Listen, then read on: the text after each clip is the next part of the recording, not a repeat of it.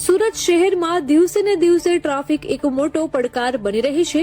Surat police commissioner અને સુરત મહાનગરપાલિકાના અધિકારીઓ દ્વારા ટ્રાફિક નિયમનને લઈ ટ્રાફિક સિગ્નલ અને ટ્રાફિક સર્કલ નાના કરવા કે દૂર કરવા માટેના નિર્ણય કરવામાં આવ્યા હતા અને તે મુજબનું કામ પણ સુરત શહેરમાં છેલ્લા 3 થી 4 મહિનામાં જોવા મળ્યું છે.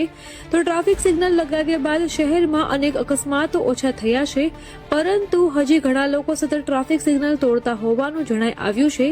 તેમજ લોકો રોંગ સાઈડ પર ખૂબ મોટા પ્રમાણની અંદર વાહન હંકારી રહ્યા છે, જેના કારણે શહેરમાં અકસ્માતો પણ થયા છે.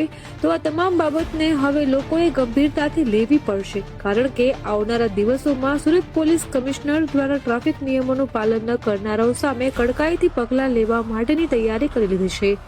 હવે રાજ્ય ગૃહમંત્રીના સૂચન મુજબ સુરત પોલીસ નિયમ ભંગ કરનારાઓ સામે FIR સુધીનો ગુનો દાખલ કરી શકે છે. આ સાથે જ જાહેર રસ્તા પર થૂંકનારાઓ સામે પણ ગુનો નોંધાશે.